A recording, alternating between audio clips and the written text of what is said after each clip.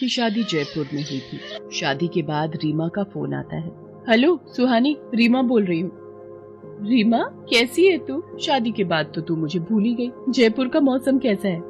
सुहानी मैं जयपुर में नहीं दिल्ली में हूँ, मायके में हूँ, इसीलिए तो तुझे फोन किया है। तुझसे मिलने का बहुत मन था। क्या तू दिल्ली आई हुई है? चल मैं थोड़ी देर में तुझे मिलने आती हूँ।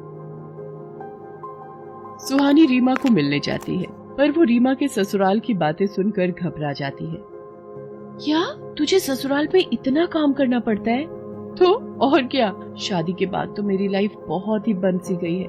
वही सुबह 5 बजे सोकर उठो, फिर घर के सारे काम करो, दिन भर सास ससुर ननद सबके ताने सुनो। इतना करने के बाद भी कोई 2 मीठे बोल नहीं बोलता। हर चीज में टोका टाकी करना। मेरी सास तो इतनी तेज है कि हर समय मेरे पीछे पड़ी रहती है। जरा देर के लिए फोन पकड़कर बैठूं तो 10 बातें सुना देती है कि तू फोन में लगी है, कोई काम नहीं करती। इतना फोन में लगना अच्छा नहीं होता, इतना टीवी देखना अच्छा नहीं होता। मुझे तो तेरी बातें सुनकर डर लग रहा है। क्या ससुराल ऐसा होता है? वही तो, पहले मैं सोचती थी कि शादी होगी, मजे करूंगी, हस्बैंड के साथ घूम कर आऊंगी, पिक्चर जाऊंगी, होटल में खाना खाऊंगी। पर हमारे यहाँ तो मजाल है, बाजार की कोई दाल भी आ जाए, जब देखो माँ जी यही कहती है, घर पर बनाओ बहू, घर का खाना अच्छा होता है। होटल भी नहीं जाने देती है। और ऊपर से मेरी ननद और पड़ोसी रिश्तेदार रोज हमारे घर आए रहते हैं। जब देखो मेरी सास हुक्म चलाती रहती है, बहू ये बना लो, बहू वो बना लो। बस मैं तो बहू कम नौकरानी ज्यादा बन गई हूँ ससुराल जाकर। मुझे तो तेरी बातें सुनकर बहुत घबराहट हो रही है। रीमा सचमुच ससुराल जाना कितना खतरनाक है। मेरा बस चले तो मैं तो ससुराल ही नहीं जाऊंगी। चल पागल, हर एक लड़की को एक न एक दिन शादी करके अपने ससुराल जाना ही पड़ता है। और तू वैसे भी आंटी जी और अंकल जी को जानती है, वो तो और 6 महीने बाद तेरी शादी भी कर ही देंगे। अब तू भी तैयार हो जा ससुराल जाकर ये सब झेलने के लिए। रीमा की बातें सुनकर सुहानी बहुत डर गई थी। उसने तो ठान लिया था कि वो ससुराल नहीं जाएगी, पर उसके मम्मी पापा उसके लिए लड़का देख रहे थे। सुहानी बेटा, तुझे कितने लड़के दिखाए और तुझे कोई लड़का पसंद क्यों नहीं आता है? कल मिस्टर भाटिया का लड़का मोहित, वो तो देखने में बहुत अच्छा था और उसका काम भी बहुत अच्छा था, फिर तुमने उससे रिश्ते के लिए मना क्यों कर दिया? मम्मी मुझे शादी नहीं करनी है। रीमा कह रही थी कि शादी के बाद जल्दी सोकर उठना होता है। यहाँ पर तो मैं 12 बजे तक बेफिक्र सोई रहती हूँ, तुम मुझे बार बार आकर उठाती हो, पर मुझे कोई डर नहीं होता क्योंकि मेरी माँ मुझे उठा रही होती है। और तुमसे तो मैं लड़ झगड़ भी लूंगी, पर वहाँ तो मैं बिल्कुल अकेली हो जाऊंगी। ऐसा नहीं है सुहानी, ससुराल ही बेटी का असली घर होता है और बेटी को अपने ससुराल को ही एक ना एक दिन अपना घर बनाना होता है। और फिर धीरे धीरे एक दिन ऐसा आएगा जब मैं तुझे बुलाती रहूंगी और तू मुझे कहेगी कि मम्मी मेरे पास टाइम नहीं है, मैं अपने परिवार में व्यस्त हूँ। पता है ऐसा ही होता है। नहीं मम्मी, मेरे को नहीं जाना। मैंने बोल दिया ना, मेरा मन नहीं है अभी शादी का। मुझे अपनी लाइफ को बांधना नहीं है। सुहानी बिटिया कहाँ है? ये देख, मैं तेरे लिए गरम गरम छोले भटूरे लेकर आया हूँ। पड़ोस में हलवाई की एक नई दुकान खुली है।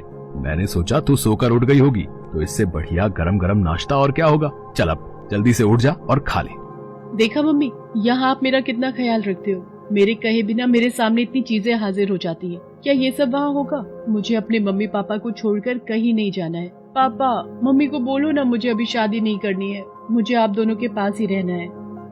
अच्छा ठीक है, मत करो अभी शादी भाई, पर एक बार मेरे दोस्त सुदर्शन जो कि यहीं दिल्ली में ही रहते हैं, उनके बेटे गगन से तो मिल ले। अगर लड़का पसंद ना आए तो तू उसी समय मना कर देना।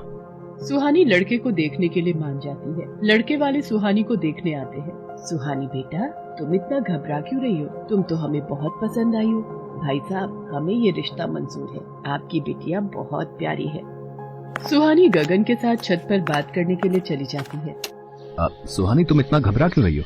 अगर तुम किसी और से प्यार करती हो तो मुझे कह सकती हो। मैं अभी नीचे जाकर इस रिश्ते से इनकार कर दूंगा। नहीं, ऐसी कोई बात नहीं है। मैं बस आपसे एक सवाल करना चाहती हूँ। आप सब सुबह कितने बजे सोकर उठते हो? अब क्या ये कैसा सवाल है सुहानी? बताइए तो। जब तक आप इस सवाल का उत्तर नहीं देंगे तब तक मैं शादी के लिए हाँ नहीं कहूँगी। अब पापा मम्मी को सुबह जल्दी उठने की आदत है, पर मैं वही 8 बजे तक सोकर उठता हूँ। अभी सुहानी गगन के साथ बात कर ही रही थी कि तभी उसकी माँ बुलाने आ जाती है।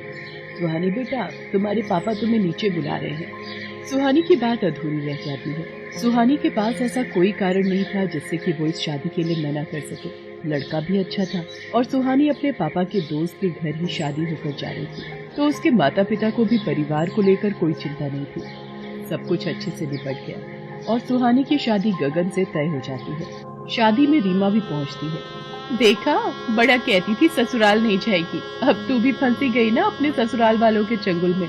अब देखना, तेरी रात की नींद और दिन का चैन उड़ गया, समझ। रीमा, मैं पहले से बहुत डरी हुई हूँ, अब तो जले पर नमक मत छिड़क। आज मेरी शादी है, प्लीज आज तो मेरी टांग मत खींच। चल नहीं खींच रेटा, आ मेरे साथ फोटो तो खिंचवा ले। सुहानी मन में न जाने कितना डर लेकर ससुराल पहुंचती है। उसके मन में यही सवाल चल रहे थे कि वो अपने ससुराल में कैसे रहेगी। सब कुछ बदल गया था। उसके मम्मी पापा आसपास नहीं थे, नए चेहरे सास ससुर के रूप में उसके सामने थे।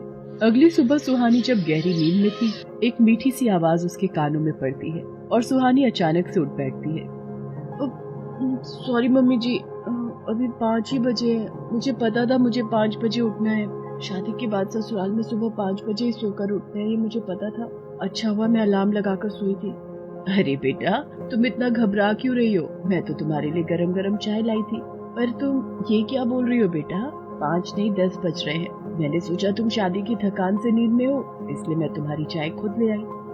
10 बज रहे हैं और मम्मी जी ने मुझे उठाया नहीं, और रीमा तो कह रही थी कि उसकी सास ने अगले ही दिन उसे सुबह जल्दी उठा दिया था। ये सब उल्टा क्यों हो रहा है?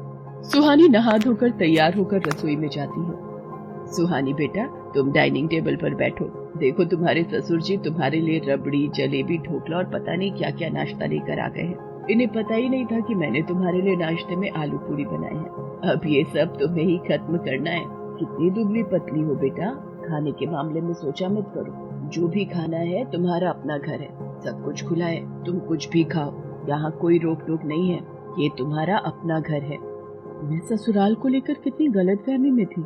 हर कोई एक सा नहीं होता, सबका अपना स्वभाव होता है, और ससुराल को अपना बनाना तो एक लड़की के हाथ में होता है। ये बात मुझे समझ आ गई है। मैं रीमा को भी समझा दूंगी कि वो अपने ससुराल को अपना घर समझ कर रहे।